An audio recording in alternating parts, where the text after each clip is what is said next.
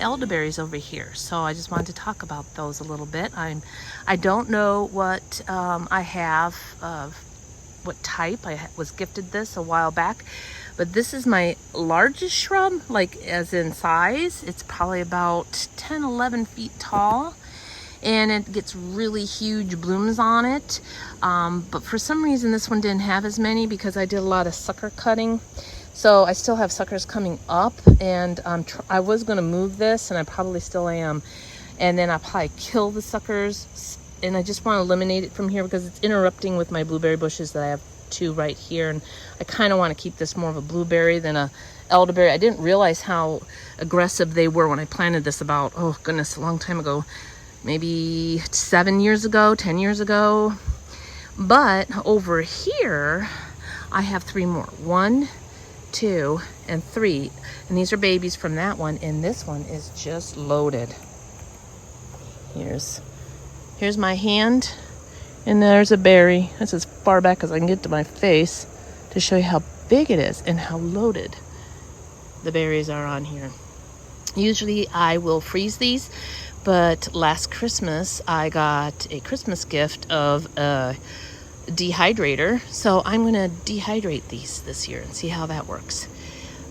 Maybe make a little more room in my freezer so I don't have so many of these, but because I had quite a few bags from last year too. So anyhow, this one has quite a few blooms, huge ones. 1, 2, 3, 4, 5, 6, 7, 8, 9, 10, 11, 12, 13, 14, 15, 16, and way back there 17, 18, and then there's some more, but the ones that you can see that are black. I'm standing quite a ways back to try to show you this. So anyhow, I'm going to pick these. And the easiest way I found to pick them is just to cut the bloom off and then take it over your bowl and empty them. And I've just started on the other one. You can see how I have a little bit of purple on me. So if you don't want the purple, make sure you wear gloves, but it goes away after a while. Anyhow, and I also like to make this into elderberry syrup. I haven't really made anything else but that in towards the coming fall season through the winter to keep my immune system up. So anyway, I thought I would just share that with you. I also have a couple other bushes. I'm going to take a little walk and I'll show you where those are. Okay, so my elderberries are so many. I filled my little container right there completely full. So I got my big container. I originally got this at Aldi's. And you know how it is in Aldi's. If you get something there and you like it, you better get more. So I'm lucky I got 2. I have this one and I have that brown one there.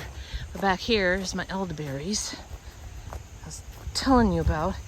And I was going to go over and show you my other ones, but first I wanted to pick these. And so many of them, I couldn't fit them all in that little bowl. I kind of underestimated what I could do. So I'm going to finish picking these and then I'll go over and show you my other elderberries. Okay, finished that. And there's my tub fully. You can kind of see, I guess it doesn't look as big on camera, but it's quite a few elderberries in there so far. And so I'm going to walk over now and I'm going to show you my other elderberries. So, oh wait, I see a few over here too. Good lordy. There's another bit on this one here. I forgot the backside. So let me get those and then we'll go over that way. Okay, this is the other side where I just picked some of the elderberries, the big elderberry bush here. The one that is loaded, and this one's all loaded but not ready. It actually is still blooming at the top. So you can eat the blooms too if you want. And then here is the other one right over here that is coming along but not quite there yet. Looks like the birds have been eating some of the seeds off of that. So let me go and take you over to my other area where I have my elderberries.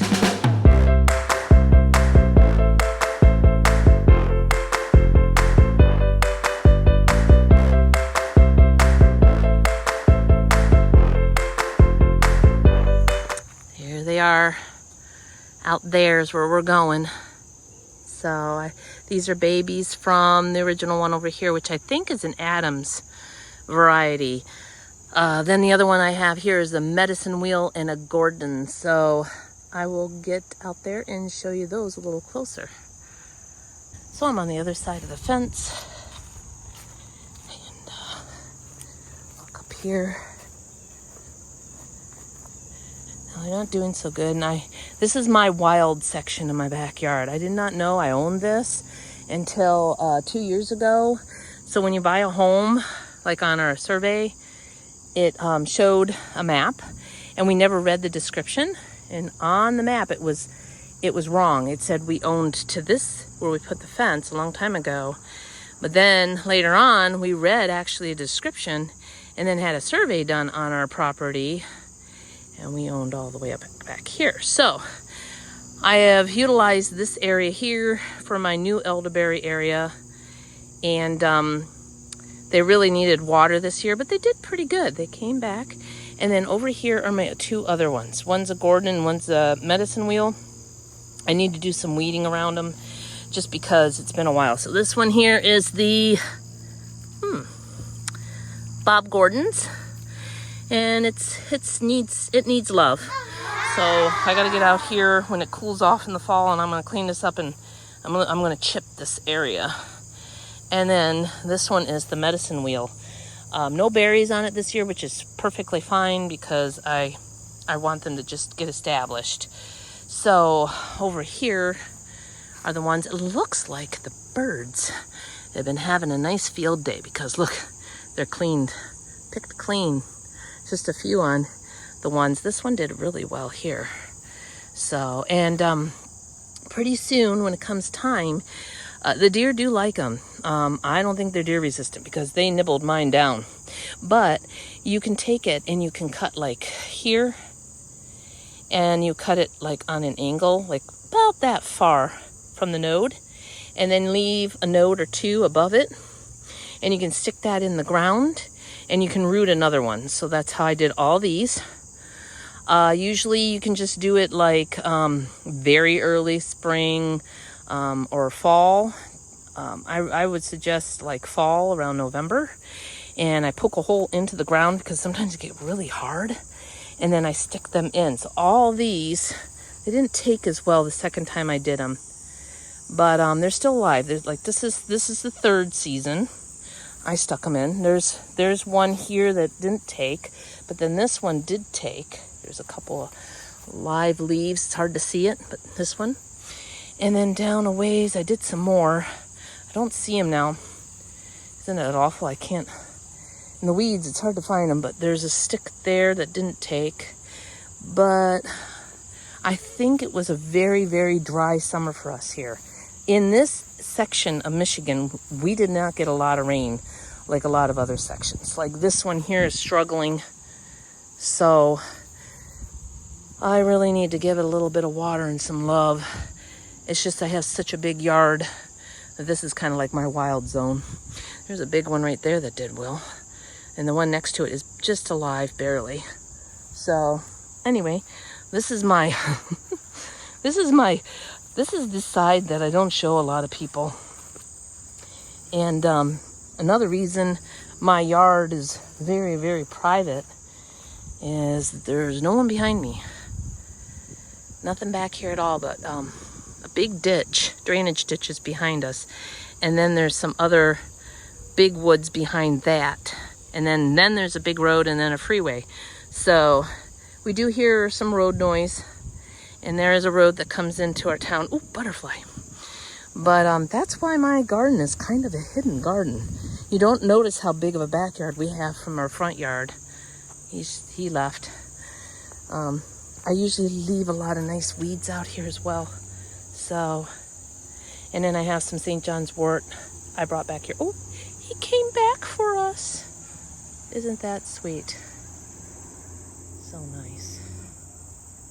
So anyway, that's a little bit about my elderberries. I hope that you have that in your garden. It's something I think everybody should have, but definitely plant it somewhere where you don't have to worry about it intruding on any other parts of your garden. Have a great day. Bye. Oh, look at me. Didn't want to wear gloves. Usually I freeze these, but since I want to dehydrate them, I thought I'd pick them off without freezing them first. But it does a little staining, and this is how much I got in this bowl so far, and I have tons to go. So I'm going to look like the blueberry girl on Charlie and the Chocolate Factory. So this is my prep for dehydrating my elderberries. This was completely full. I'm just starting to do a tray here. I'm picking out a little green berries and some sticks, but I'm not too worried about it. I'm going to do this after they're dehydrated so I have less purple. And then here is my dehydrator, pretty full. This is almost ready. So I think I have this at 160 degrees for 12 hours to dehydrate all my elderberries that I got so far, which is turning out to be quite a nice crop this year. So anyhow, I'm also going to try some of my kiwis that I get off the ground. So if you haven't seen that video, look at my little kiwi vine video. And anyhow, I will show you what they look like at the end in another video probably. Okay, so these are all dehydrated now. I got a full cookie sheet worth, pretty flat. Let's see if I can get really up close to them. Go. Hope it's not focused. There it goes, focusing a little better. But any other like little tiny raisins. So most of them are dry, really dry. A couple of them were like a little bit sticky. Not really, but a little tiny bit. Probably could have stayed in the dehydrator for another 30 minutes, maybe. So I'm just gonna leave them sit out here for a little bit because I have a few other things in the dehydrator right now dehydrating. It didn't take as long. It took only 5 hours and a half. So next time if I do this much, I'll probably do it for 6 hours total. I saw online that someone did it for 11 hours, but it did not take that long with my particular dehydrator. So anyhow, it's really nice. I think I'm gonna have like a quart jar full of these, which is a lot better than having them frozen. So anyhow, that is the end of this video for sure. Have a great one. Bye.